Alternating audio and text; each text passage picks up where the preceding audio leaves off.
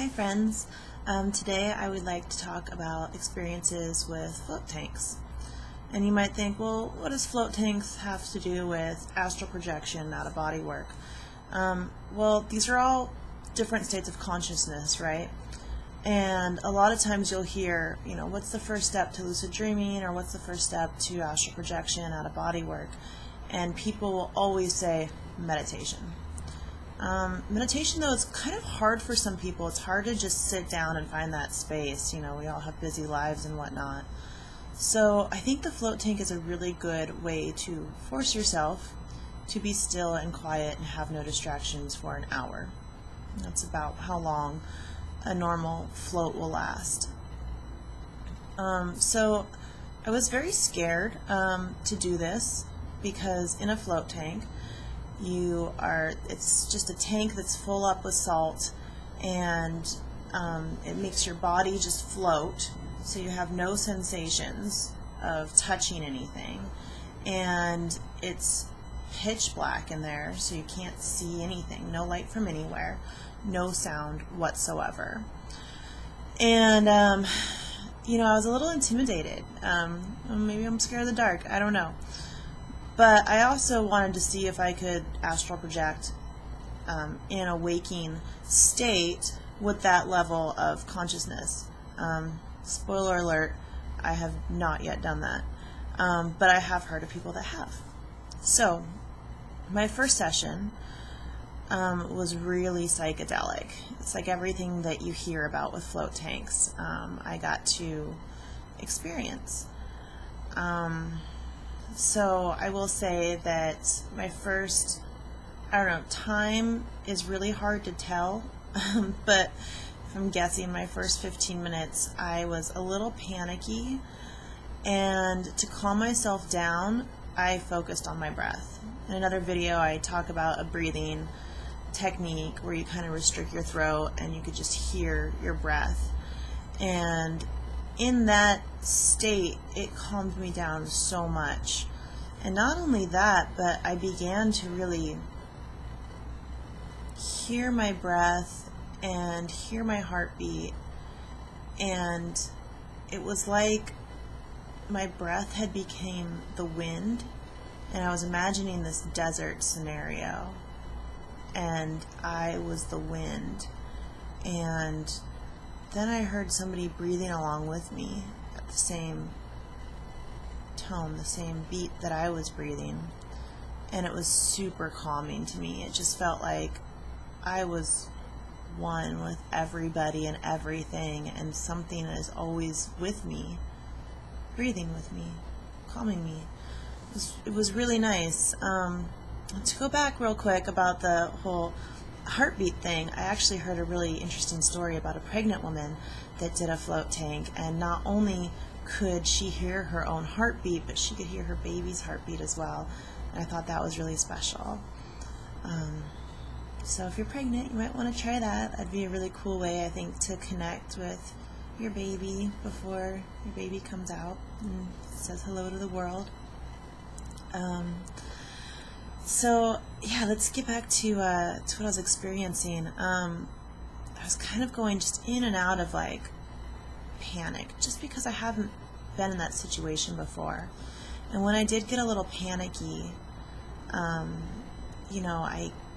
I kept getting this image of my friend who's a Buddhist monk, and the image started with like just his robes and him sitting in prayer position, and eventually like his head wasn't there and his hands weren't there, and it was just the robes, and it became a sort of totem for me that every time I kind of felt uncomfortable, I would go back to those robes. And I would get uncomfortable because there's certain feelings that happen, even though you're not really supposed to feel anything. If you can imagine, so there's a lot of salt, and it's a weird feeling. If you can imagine your hands, like when you're a kid, you like wrap up your hands in like scotch tape. You're like, oh, I got claws now, whatever you did when you were little. And then you peel that tape off, or you try to move with the tape on. That's what it feels like. It feels like your hands are like heavy and like stuck in, Yeah, it's just a very specific feeling that I thought about the tape instantly when I was feeling it. And I did have the person that was showing me the tank. She said, you know, experiment with where you want your hands to go. So at first I started, you know, down at my sides like I sleep. And then I decided to pick them up and put my arms over my head. And that was super trippy because the second that I put my hands over my head, I felt like my entire body was just like rushing backwards, and I could see space and time and all these constellations, and you know, my body was going, you know, it was laying down but going like really fast in the opposite direction, and way further than the tank would have ever allowed to actually happen. So I played with that a little bit, which was fun. I also had really strong visions. At one point I was walking down a hallway and there was this open door, and I kind of looked in the door and there was this decaying dead man at this long table with these chairs sat next to it, and he was just alone at the end of the table with his arms on the table like this and his head like this and his body kind of hunched over, but he was sitting in a chair, and like his whole face, just everything was just decaying and dead.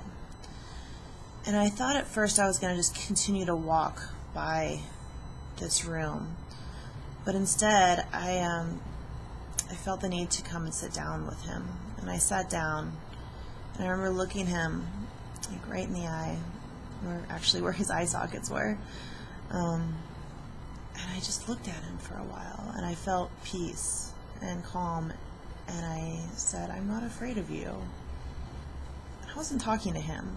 I was just talking about the idea of death and dying, and I just really felt like that's beautiful. That's what we're all going to become, and